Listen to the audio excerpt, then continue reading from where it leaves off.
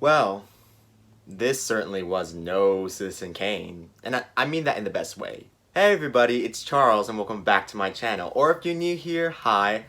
Yeah, I'm Charles, and you are in my channel.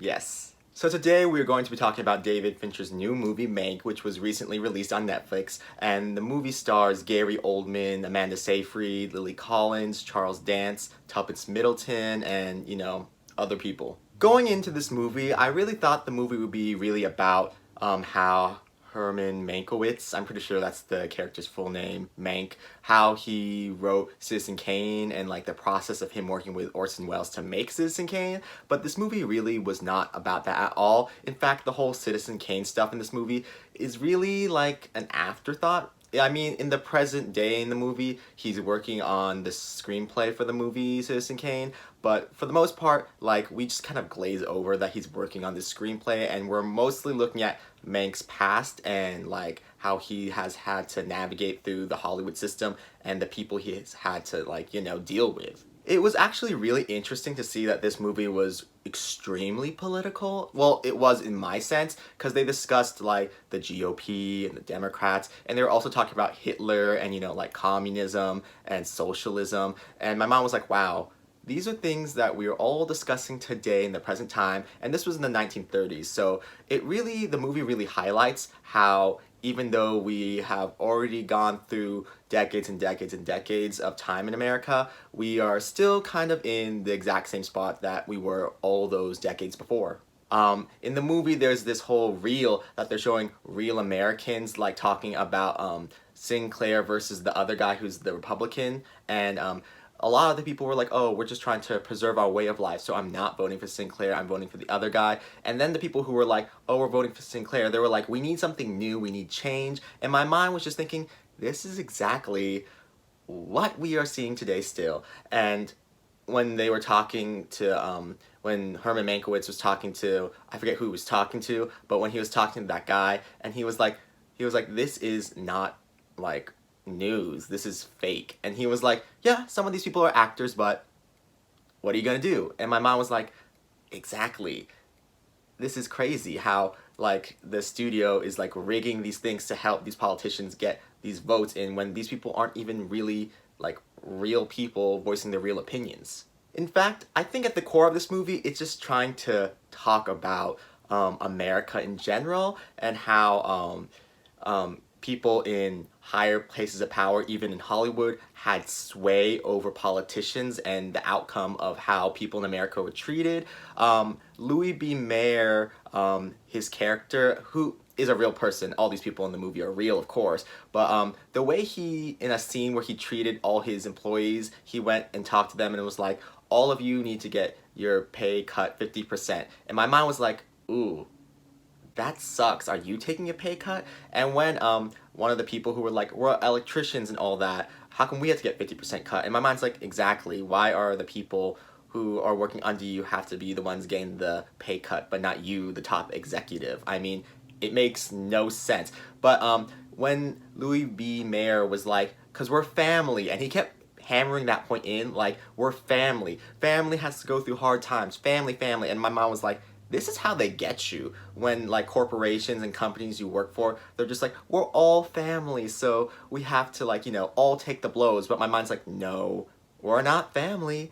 We are employees and we are here to get paid and nothing else. Overall, I think the story of the movie is pretty brilliant. The person who wrote the movie was Jack Fincher, who I believe is David Fincher's father, and my mind's like, it was a really brilliant idea not to focus solely on how the screenplay for Citizen Kane came about, but to rather look at Mank's life and see how, like, the things he experiences in his life in the Hollywood system, like, kind of is relevant, not kind of, it is relevant to what we're going through today and what we're seeing in America today. And my mind's just like, yeah, the story, the way it was told, really gives this movie the relevance it needs to be timely in today's, like, society. When it comes to the direction of the movie, David Fincher does a pretty good job, but I'm not gonna lie, I feel like he could have done better. I just kept thinking about his other movies, The Social Network, or The Girl with the Dragon Tattoo, or Gone Girl. My mom was just like, all these movies had much better style, and they were just better executed this movie, it felt nice, and there were like a lot of good touches that he made, like having the audio sound like an old movie and the black and white cinematography. But overall, my mom was like, this movie just doesn't have, like, as Nicole Kidman would say from The Prom, the zazz. It doesn't have the zazz to like pull me in. I've been pulled in by other David Fincher movies, and this one, it really, if it wasn't for the story and some of the performances in it, I wouldn't have been fully pulled in.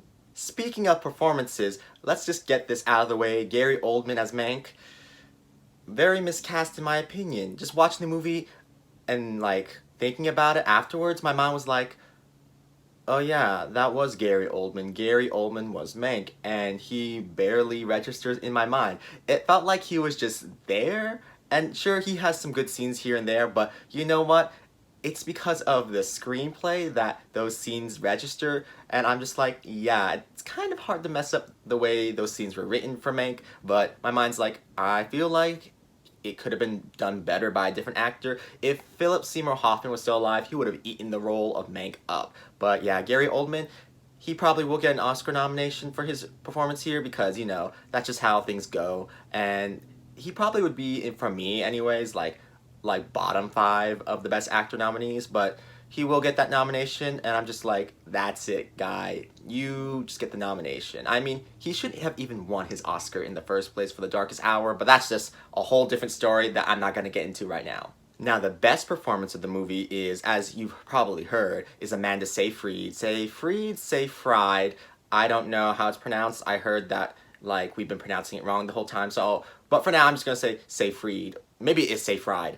I don't care at this point. But anyway, she was amazing in this movie as Marion Davies, and oh my god, every time she would show up, it is true, she does an amazing job, and you just want her to speak more and more and to be in the movie more. She is just amazing, and the way she's lit in the movie, she just looks amazing. She looks radiant, and mix in the look of her and the way she's acting, it really just pulls you into Amanda Seyfried, and I'm just like, wow, amazing. She is totally gonna win that Best Supporting Actress Oscar.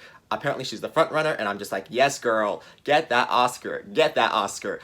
The scene toward the end when she's talking to Mank and they're like having a picnic and they're talking about like the movie Citizen Kane, my mom was like, this is such a sad scene, but the way Amanda Seyfried plays it off, her character Marion didn't seem super sad, but like I felt sadness from her, and like I almost cried in the last line that she said. Like, the last line she told Meg was like, something, something, then I'll have to apologize to you. And my mom was like, she's not, like, crying or anything, but I could feel her sorrow and, like, maybe regret even. And my mom was like, this is getting to me. This is getting to me. Amanda Seyfried, you're winning that Oscar. She is winning that Oscar. Ooh, ooh.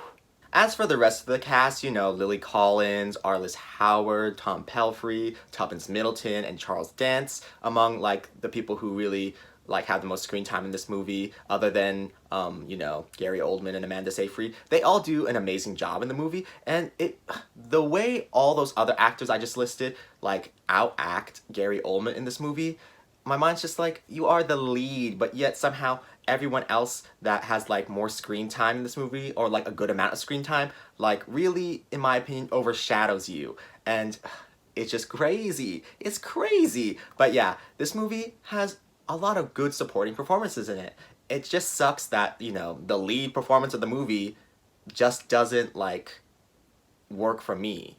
So overall, this movie I would say is one of the best movies of the year for me personally. I see it getting Best Picture, Best Director, Best Actor, Best Supporting Actress.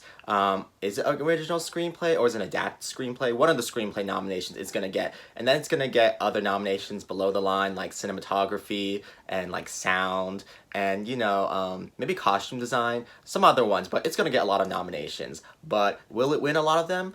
Part of me is like, maybe like a few, but I feel like Amanda Seyfried right now, in my mind, is a lock for a win. Everyone else, I'm like, maybe the person who was a cinematographer will win since the black and white cinematography in this movie is gorgeous, but I don't know. I thought this would be David Fincher's Oscar win for sure, but I'm hearing a lot of strong things about Chloe Zhao's movie Nomadland, so who knows? Who knows if David Fincher has that Best Director Oscar locked down or not? We'll see. Oh yeah, I totally forgot to mention that the person who's playing Upton Sinclair is Bill Nye the Science Guy. And my mind's just like, wow, Bill Nye the Science Guy. He was great in this movie. Man, this guy stays booked and busy, you guys. Booked and busy. He was just great.